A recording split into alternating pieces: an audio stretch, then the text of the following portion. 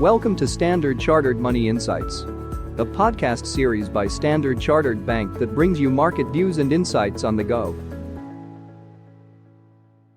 Welcome to Cut to the Chase. Today is Wednesday, the 2nd of April. I'm Daniel Lam, your host for the podcast.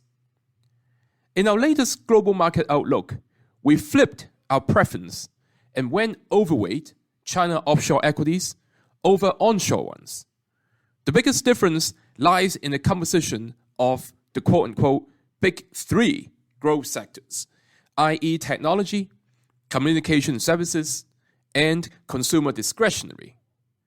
Their weighting is nearly 2/3 of offshore equities, while they are only 1/4 for onshore equities. So, as we noted previously, the strong performance year-to-date from Chinese equities is mostly due to the rally in technology-related stocks.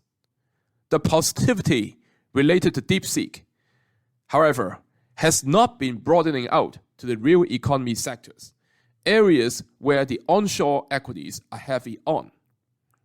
There is a large concentration on the internet sector for the EPS upgrades in China for the first quarter this year. Earnings downgrades are still very much prevalent in other sectors, such as banks, consumer ex-internet, and autos, as well as property developers. The structure of the Chinese economy is such that it is heavy in jobs in agriculture, manufacturing, and construction, versus, say, the US, roughly 50% in China versus 20% in the US.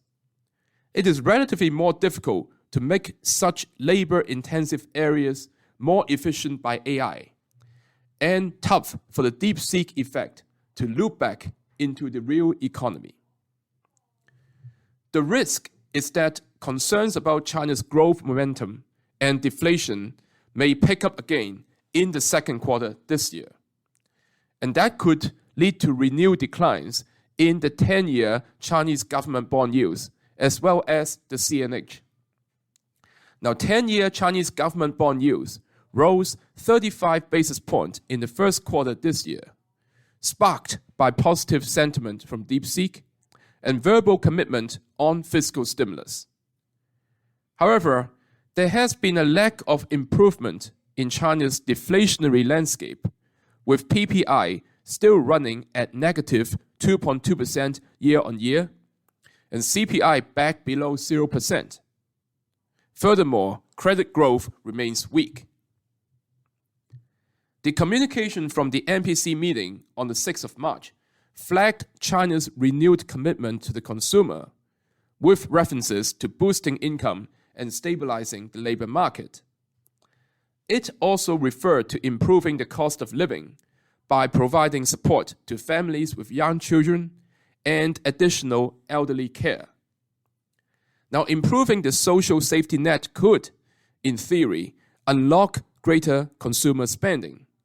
But without an improvement in the labor market and more secure job prospects, we believe consumers will continue to save a disproportionate amount of their income.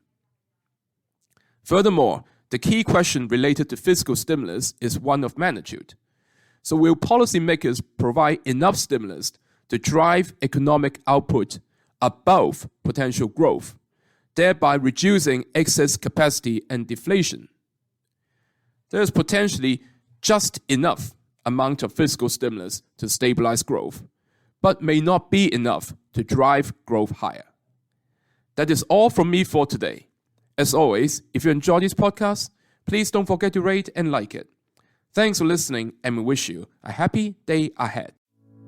Thank you for listening to Standard Chartered Money Insights, a podcast series by Standard Chartered Bank. For more details, visit Market Views on the Go on our website or click the link in the description.